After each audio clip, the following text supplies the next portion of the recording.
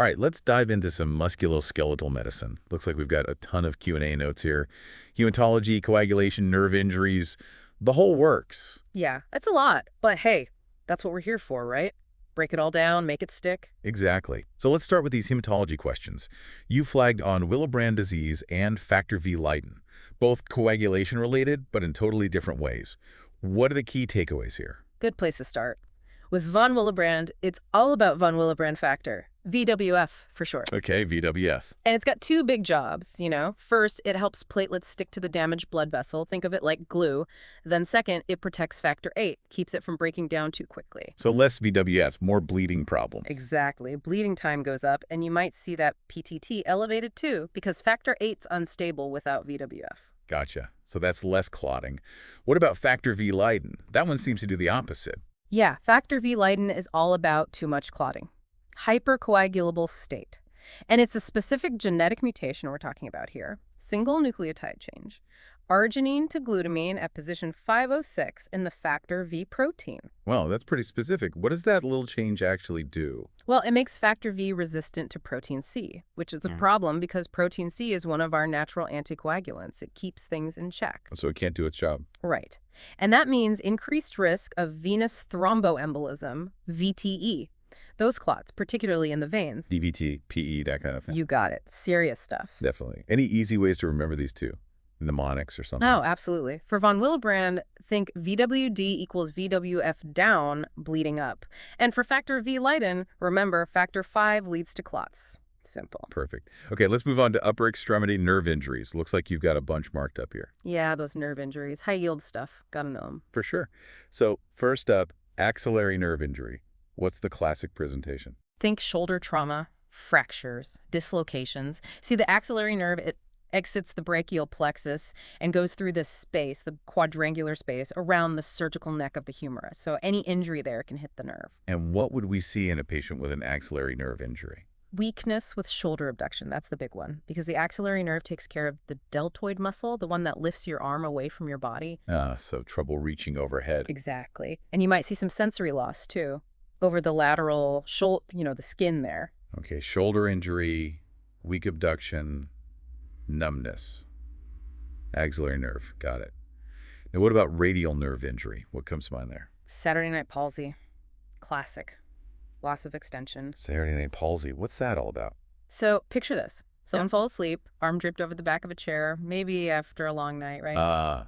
Compresses the radial nerve. Bingo. And they wake up with wrist drop, hand just hanging there because they can't extend it back up. Makes sense. Mhm. And the radial nerve supplies the muscles that extend the wrist, the fingers, the thumb. Right. And depending on where the injury is, you could also have some sensory loss on the back of the hand between the thumb and index finger, that web space. Okay, Saturday night palsy. I won't forget that one. Now, what about the median nerve? That one makes me think carpal tunnel right away. Yeah, carpal tunnel's a big one, but the median nerve can be injured in other spots too. And depending on where it gets hit, you get different symptoms. So proximal injury versus distal injury, different presentations. Right. So say a proximal injury, like from a fracture above the elbow, you can get what's called ape hand. The thumb can't move across to the other finger, so it kind of sits there useless, like an ape's hand. That's a pretty striking image. Yeah. And with distal injuries like carpal tunnel, you're thinking numbness and tingling first. Yeah, classic carpal tunnel. Numbness and tingling in the thumb, index, middle, and part of the ring finger. Then, if it gets worse, the muscles get weak, you lose that thumb opposition, and you get problems with fine motor stuff. Can't grip things right. Gotcha. Median nerve, middle of the hand trouble. Easy to remember. Okay, what about the ulnar nerve? Which we know about that one. Ulnar nerve, that's the one that runs behind the medial epicondyle of the humerus, that bump you can feel on the inside of your elbow. And it goes down into the hand, controlling all those fine movements, for musicians and stuff. So if it gets injured, what happens? Well, one of the classic signs is ulnar claw, or hand of benediction, where the fingers can't move together or spread apart. The little finger and part of the ring finger lose feeling, grip strength goes down, and it's tough to do things like write or button a shirt. Ulnar nerve, unilateral claw. Got it. Now let's move on to brachial plexus injuries. You've specifically mentioned Erb palsy and Klumpke palsy. What sets those apart? So both are brachial plexus injuries, which means damage to that network of nerves coming from the cervical spine that controls the whole arm. But they affect different parts of the plexus, and that changes how they look. Okay, so let's break them down. First, herb palsy. What causes that one? Herb palsy, it's usually from stretching or pulling on the upper part of the brachial plexus, the C5 and C6 nerve roots. Happens sometimes during difficult births, especially if the baby's shoulder gets stuck. Ah, and that leads to the waiter's tip deformity. Yep, the arm hangs limp, rotated inwards like a waiter holding a tray. Herb palsy is those extended arm at birth. Easy peasy. Makes sense. Now, what about clumsy palsy? How is that one different? Clunky palsy involves the lower part of the brachial plexus, the C8 and T1 nerve roots. It can happen when there's a strong upward pull on the arm, like grabbing something to break a fall, or again, sometimes during childbirth. And that one causes the claw hand, right? Exactly. The hand muscles get paralyzed, so the fingers curl up into a claw shape. And sometimes you see Horner syndrome, too. That's the constricted pupil and grouping eyelid on the same side. Clumsy claw hand. Got it. Okay, those brachial plexus injuries sound pretty serious. Yeah, they can be. You want to catch them early and manage them properly to help with recovery? Absolutely. All right, let's move on to some other nerve injuries. What about winged scapula? What causes that? Winged scapula. That's a problem with the long thoracic nerve. It supplies the serratus anterior muscle, which holds the shoulder blade, the scapula, nice and flat against the rib cage. If the nerve gets injured, the muscle weakens and the shoulder blade sticks out like a wing. Ah, I can picture that. And what kinds of things cause that nerve injury? Trauma to the shoulder or chest can do it. But it also happens after some surgeries like mastectomies, sometimes even from repetitive overhead motions. So someone with winged scapula might have a hard time lifting their arm or doing things overhead. Right. Could even have pain and weakness in the shoulder. Okay, winged scapula. Another memorable one. Now, what about foot drop? What typically causes that? Foot drop. Think common peroneal nerve. It runs around the head of the fibula, that bone on the outside your lower leg. And if it gets damaged, you lose the ability to lift the front of your foot. So people have to lift their leg extra high when they walk to clear their foot off the ground. That steppage gait. Exactly. Dragging the toes, slapping the foot down. And it can be from trauma to the knee or leg, compression from a cast, even sitting with your legs crossed for too long. Wow, so many different ways to injure that nerve. Okay, before we move on from nerves, there are two more you've highlighted. Superior gluteal nerve injury and pudendal nerve injury. Why do those stand out? These two really highlight how important it is to understand anatomy and the complications that can happen. The superior gluteal nerve, it supplies the gluteus medius and minimus muscles.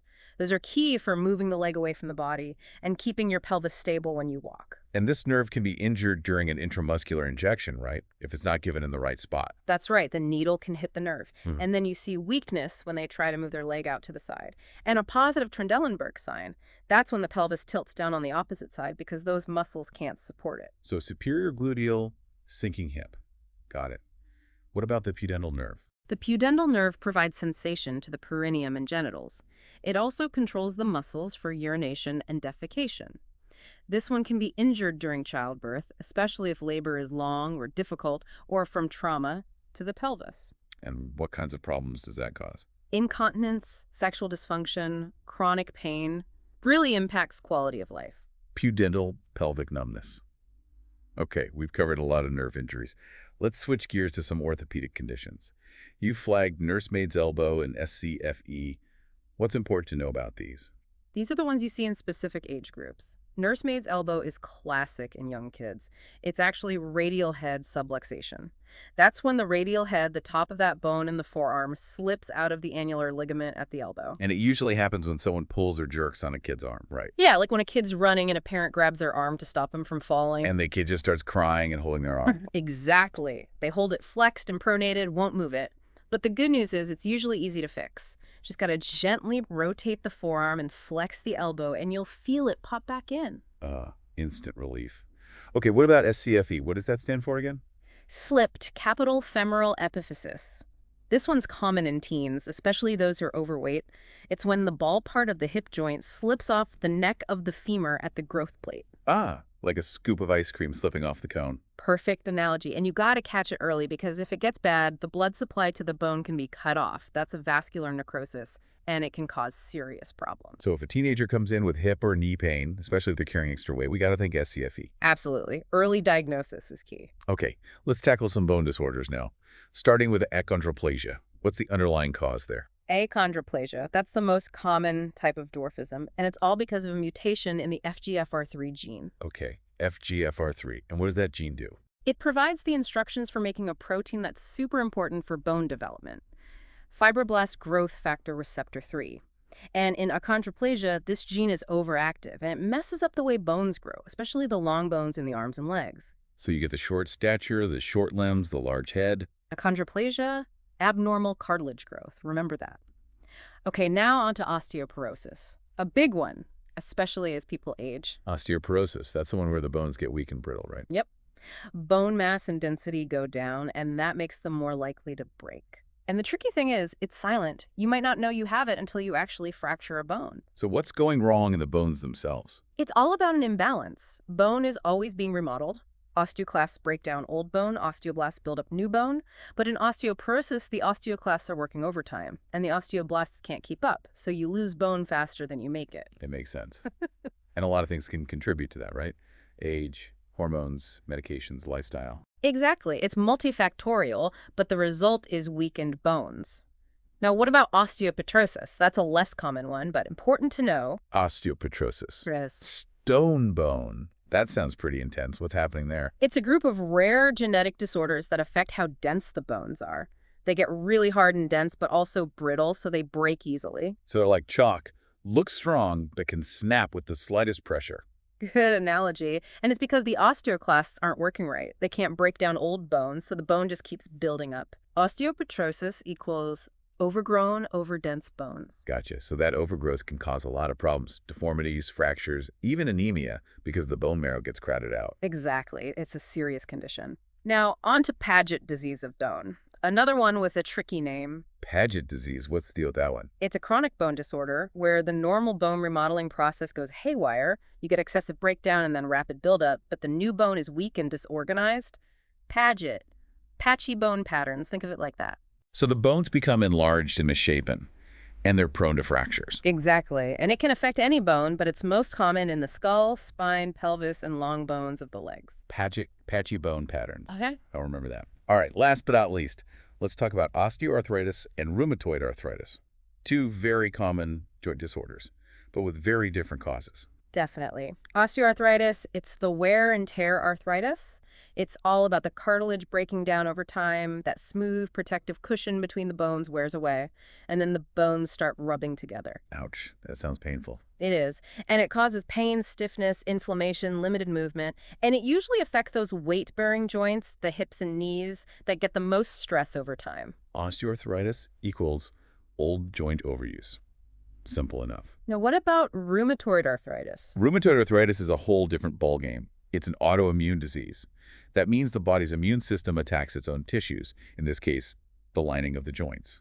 So the immune system is basically attacking the joints. Right. It causes chronic inflammation in the synovium, that membrane that lines the joint. The synovium gets thick and overgrown, and it starts to erode the cartilage and bone. And that's what causes the joint damage and deformities. Exactly. And unlike osteoarthritis, rheumatoid arthritis is usually symmetrical. It affects the same joints on both sides of the body. So if someone comes in with pain and swelling in both wrists, for example, that would be a red flag for rheumatoid arthritis. Exactly. And they often have other symptoms too, fatigue, fever, loss of appetite, because it's not just the joints that are affected, the inflammation is systemic. So it's a much more widespread problem than just the joints themselves. Right, and it tends to start earlier in life than osteoarthritis, often in the 30s or 40s. Okay, so rheumatoid, roomy joints in ruin. That sums it up pretty well. Well, we've covered a lot of ground in this first part of our musculoskeletal deep dive. From bleeding disorders to nerve injuries to bone and joint problems, we've explored a wide range of conditions. Yeah, it's been quite a journey through the musculoskeletal system so far. And there's still more to come. Stay tuned for part 2, where we'll delve deeper into these fascinating conditions and discuss their management. We'll see you then. Welcome back to our musculoskeletal deep dive. We covered some serious ground in part 1, but I'm really interested in digging deeper into those joint disorders. Osteoarthritis and rheumatoid arthritis both cause a lot of pain and disability, but they're so different at their core. You're absolutely right. It's all about understanding those differences, those underlying mechanisms. So let's start with osteoarthritis, the wear and tear arthritis. It's the most common type, and it's really a degenerative process. We talked about it being like a hinge that gets creaky over time, Huh. but what's actually happening inside the joint? Okay, so imagine that smooth cartilage covering the ends of the bones in a healthy joint. Beautiful, pearly white. Well, in osteoarthritis, that cartilage starts to break down, gets thinner, rougher, like the cushion is wearing away, and the bones start to rub on each other. And that bone-on-bone contact is what causes the pain and stiffness. Exactly. And the body tries to fix it. It always does, but sometimes it makes things worse. It starts forming these bony growths called osteophytes around the edges of the joint. So those osteophytes are like bone spurs. Yeah, those are the ones. They're trying to stabilize the joint, but they can actually make movement more difficult. And as it gets worse, the joint space narrows, and you can even get bone deformities. It's a slow process, but it can really impact someone's life. Okay, so osteoarthritis is like a mechanical breakdown of the joint. Now, rheumatoid arthritis is a whole other story. It's autoimmune, right? But what triggers that attack on the joints? That's the million-dollar question, and we don't have a perfect answer yet. It seems to be a mix of genes and environment, that perfect storm. But what we do know is that the immune system starts seeing parts of the synovium as the enemy. And remind me, the synovium is that lining of the joint capsule. That's it. It makes the synovial fluid that keeps things lubricated. But in rheumatoid arthritis, the immune system goes after it, sends in immune cells, releases inflammatory chemicals, and it just causes chaos. So instead of protecting the joint, the synovium becomes the problem. Right. And all that inflammation makes the synovium thicken and grow too much. It forms this mass of tissue called pannus, which can actually eat away at the cartilage and even damage the bone underneath. So how do we tell the difference between rheumatoid arthritis and osteoarthritis? Are there any clear signs? Well, both cause pain and stiffness, but there are some key differences. Like we said before, rheumatoid arthritis is usually symmetrical, meaning it affects the same joints on both sides of the body, and it often starts in the small joints of the hands and feet. Plus, the pain tends to be worse in the morning or after resting. So that morning stiffness is a classic rheumatoid arthritis symptom. Exactly. And as it progresses, you might see deformities in the hands, ulnar deviation, where the fingers drift towards the pinky side, swan neck deformity, where the finger joints hyperextend. It's all because of the damage and instability caused by that pannus. And unlike osteoarthritis, rheumatoid arthritis has those systemic symptoms, right? Fatigue, fever, loss of appetite. Right, it's not just in the joints, the whole body is involved. And it usually starts younger, in the 30s or 40s, while osteoarthritis is more common in older adults. Okay, so that helps distinguish the two. Now, we talked about nursemaid's elbow in young kids. Are there other musculoskeletal conditions we see more often in certain age groups? Absolutely. In adolescence, you got to watch out for slipped capital femoral epiphysis, or SCFE. Right, that's the one where the head of the femur slips off the neck of the bone, like ice cream off a cone. Perfect analogy. It's the most common hip problem in teenagers, especially those who are overweight. And you have to diagnose it early and treat it to avoid complications like a vascular necrosis. That's when the blood supply to the bone gets cut off. So hip or knee pain in a teenager who's overweight, SCFE needs to be on the radar. For sure. And as we get into adulthood, well, the possibilities expand. Overuse injuries like tendinitis and bursitis, degenerative conditions like spinal stenosis and herniated discs. It's a whole new world. And osteoporosis becomes a big concern, especially for women after menopause. Absolutely. Osteoporosis is sneaky, a silent disease. You might not know you have it until you break a bone. That's why prevention is so important. Weight-bearing exercise, calcium, vitamin D, bone density screenings. Okay, so we've got the common conditions. What about the less common ones, the rare disorders? Earlier we talked about osteopetrosis. Anything else we should be aware of? There are a bunch of genetic disorders that affect the connective tissues. Marfan syndrome, Ehlers-Danlos syndrome. These can impact the musculoskeletal system big time. Joint hypermobility, scoliosis, dislocations. It's a wide range. It's amazing how many different musculoskeletal conditions there are, from the everyday stuff to these rare disorders. You really need a solid foundation in anatomy and physiology to keep it all straight. Couldn't agree more. You have to understand how those bones, muscles, and nerves all work together to diagnose and treat these conditions properly. So as we wrap up this part of our deep dive, any final words of wisdom for our listeners? Remember, it's all about the patient. Musculoskeletal problems can really affect their lives, physically and emotionally. Listen to them, do a thorough exam, and tailor your approach to their specific needs. And never stop learning. This field is always changing, so stay curious and keep asking questions. Great advice. It's easy to get caught up in the science and forget that there's a person behind every diagnosis. Exactly. Well, that wraps up part 2 of our musculoskeletal deep dive. Get ready for part 3, where we'll put our knowledge to the test with some case studies and talk about the latest advancements in the field. All right, ready to put all that musculoskeletal knowledge to the test. I think some case studies are in order. Let's do it. Hit me with your best shot. Okay, case number 1. We've got a 4-year-old boy in the ER. Parents are frantic. Dad was swinging him by the arms, just playing around. And the boy suddenly screams in pain, grabs his right arm, won't let go. Classic nursemaid's elbow, radial head subluxation. Happens all the time. Bingo. The parents are freaking out, but we know it's usually a pretty easy fix. On exam, his arm is pronated, and he doesn't want you to move it. No deformity, no swelling. What's our next move? First things first, calm the parents down. Explain that it's common, it's treatable. Then we gently feel around the radial head. Check for tenderness. The diagnosis is mostly clinical, based on what they tell you and what you see. Okay, so how do we fix it? Supination flexion technique. Distract the kid with a toy or something, then gently rotate the forearm while bending the elbow. You can usually feel it pop back in place. Love that click. Instant relief, happy kid, everyone goes home happy. Although maybe tell Dad to avoid the arm swinging from now on. Good advice. Okay, what's next? Case number 2. A 15-year-old boy, overweight, comes in with a limp and pain in his right hip and knee. It's been getting worse over a few weeks. Walking is tough for him now. What are you thinking? Teenager, overweight, hip and knee pain. Gotta be thinking slip capital femoral epiphysis, SCFE. You got it. Another one we see a lot in this age group, so we examine him. Limited internal rotation and abduction of the hip. X-rays show that the femoral epiphysis is displaced posteriorly. What now? SCFE is a surgical emergency. We need to stop it from slipping further and prevent complications. Usually we do in situ fixation, put a screw across the growth plate to stabilize the femoral head. And that usually allows the growth plate to close normally. Most of the time, yeah. But you got to keep a close eye on them, make sure there's no avascular necrosis or more slippage. Early intervention is key for a good outcome. All right, last case. A 65-year-old woman comes in complaining of pain and stiffness in her hands, especially in the morning. She's noticed that her knuckles are starting to look deformed and she's having trouble gripping things. What's your first thought? Sounds like rheumatoid arthritis. Symmetrical hand pain, morning stiffness, those deformities, it all fits. Exactly. Blood tests show elevated rheumatoid factor and anti-CCP antibodies. X-rays show joint space narrowing and erosions in her hands. So how do we manage rheumatoid arthritis? Rheumatoid arthritis is chronic, it progresses, so the goal is to control that inflammation, ease the symptoms, and prevent or slow down the joint damage. Usually a combination of medications like DMARDs, disease-modifying anti-rheumatic drugs. DMARDs, those are the ones that suppress the immune system's attack on the joints. Right.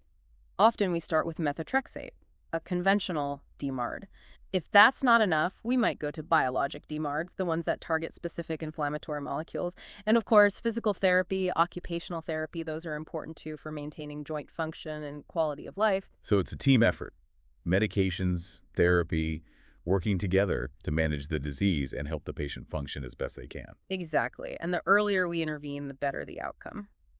Okay, so we've covered a lot of ground in this deep dive. We've gone through nerve injuries, bone disorders, joint problems.